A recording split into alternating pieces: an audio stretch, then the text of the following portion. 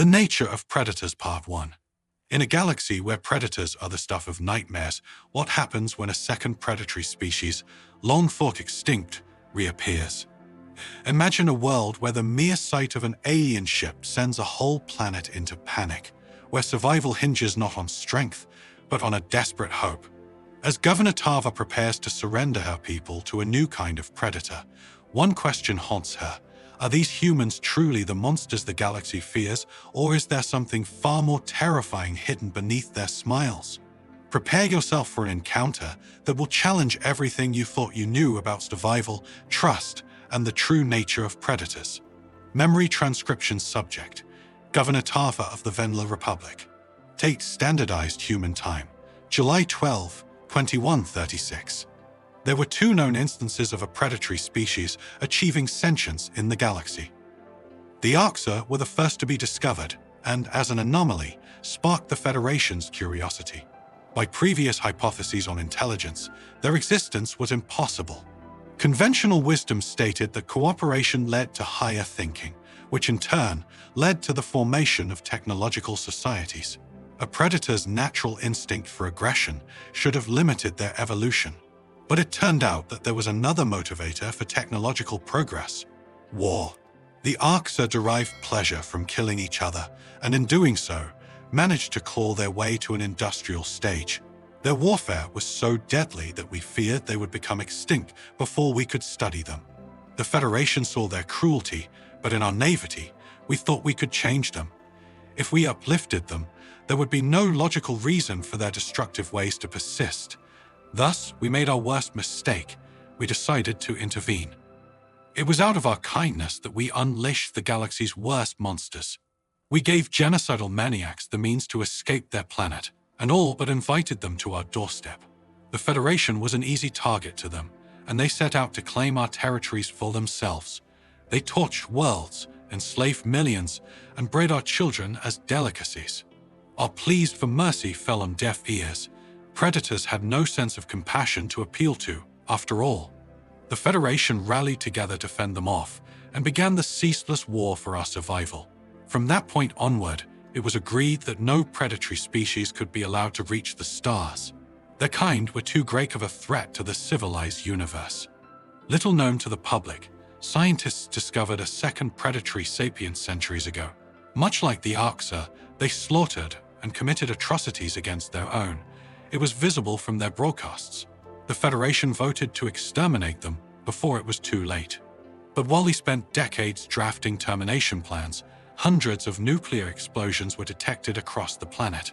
Our strategists concluded, with a grim sense of relief, that they had wiped themselves out. The species was forgotten, mentioned only as an asterisk to the Arxur's unique predator status. Yet now, my advisors were digging every record of these predators off of the internet. There was a vessel inbound for our world, with a subspace trail pointing back to the planet Earth. Governor Tarva, my military advisor, Cam, was growing more impatient by the minute. It was obvious that he wanted to be cleared for action. Please, I beg you, we must try to shoot them down. Are you certain we cannot evacuate the planet? I asked. Cam sighed. You know the answer, ma'am. They were within orbital range by the time we detected them. It's already too late. I grimaced. Every FTL relay was broadcasting a planetary distress signal from the moment we identified the human ship. It was in vain, of course. It would take hours for our Federation allies to reach us. By the time they arrived, our world would be reduced to rubble. At least someone would investigate our death and hopefully put the pieces together. Was there any way to stop the coming onslaught? Was enslavement preferable to death? It was doubtful, but I didn't see another way to bargain for my race's survival. There was nothing else to be done. To put it simply, we couldn't divert resources to another army of predators. Our people didn't have the manpower or the spirit.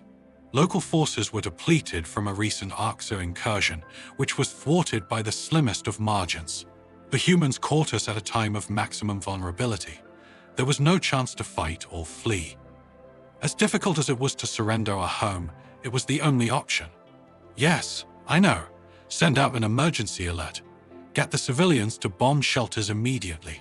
I stared at my paws, cursing the day I chose to run for office. Contact the incoming ship. I will personally offer our unconditional surrender. Surrender, without firing a single shot? The advisor growled. Perhaps they'll be kinder than the Arxur. My hope is they'll spare the children. The videotapes of our children, lined up in front of the grey reptilians and shot by a mass grave, rolled in my mind. It was their way of taunting us. At worst, we can buy some time, but if we fight, they'll kill us all. I swiveled my chair away from the advisor, signaling that the discussion was over. An A propped a camera in front of me, and with a swish of my tail, I showed that I was ready. Fear swelled in my throat as we hailed the vessel on all frequencies. Would these creatures even answer? Predators didn't talk to prey, except to toy with them. Perhaps they would pick up just to laugh at our desperation and weakness. To my surprise, the inbound ship accepted our transmission. A brown-skinned being appeared on screen, sitting in some sort of pilot's chair. The words of our surrender were almost to my lips when its forward-facing eyes locked with mine. To my horror, it bared its teeth in a vicious snarl. Its sharp, hungry stare halted my thought process, sending my instincts into a primal cascade. This thing was feral. The hostility was unmistakable in its expression. It uttered a few words in a guttural dialect, which I assumed was an announcement of our impending doom. The translator tingled by my ear, pressing the meaning into my mind.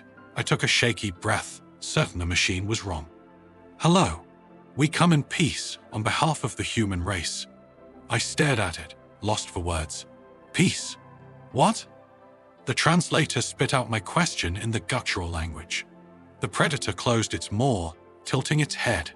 Did that translate wrong? You know, peace, friendship? Yes, I know what peace means, I stammered. Why would you want that? Why would you not? It seemed almost taken aback. My people have looked to the stars for a long time and wondered if there was anyone else out there. I'm happy to have an answer and to know we're not alone.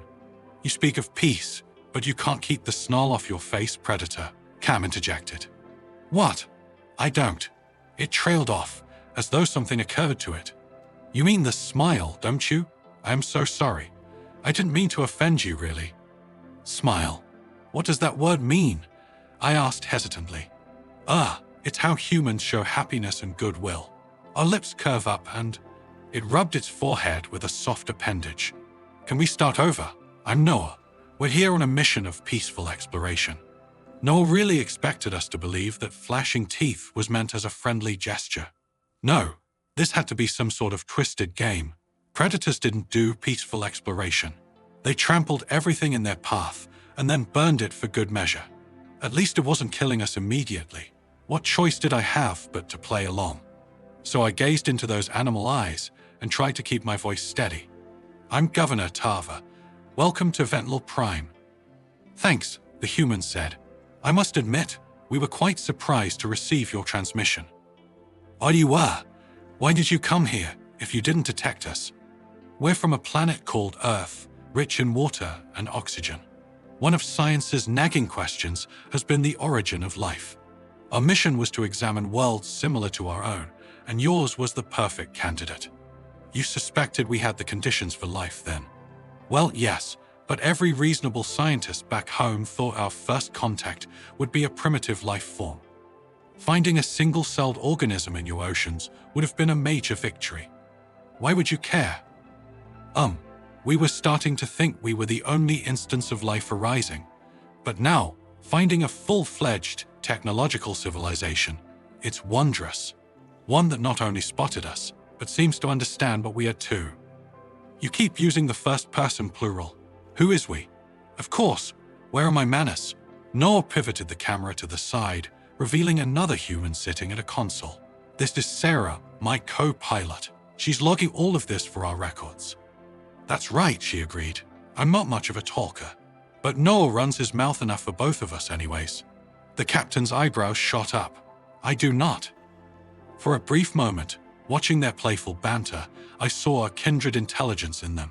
My logical brain kicked in a second later, and the illusion dissolved with a cold certainty.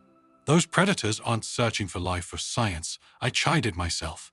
They're looking for prey. It's an interstellar hunting expedition.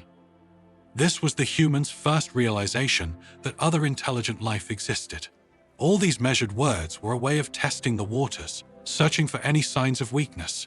We couldn't clue them into the fact that they were different. Perhaps if we kept it together, with minimal indications of empathy or fear, they would leave of their own accord. Despite my misgivings, our best bet might be to treat this like an ordinary first contact situation. What would you say to seeing Venlil Prime firsthand? As esteemed guests of the Republic, of course. Noah's eye sparkled. It would be an honor. Are humans saviors or the ultimate threat? As the galaxy grapples with this question, one thing is clear. Nothing will ever be the same. Stay tuned for the next chapter of The Nature of Predators. Like, subscribe, and hit the notification bell. This story is just getting started.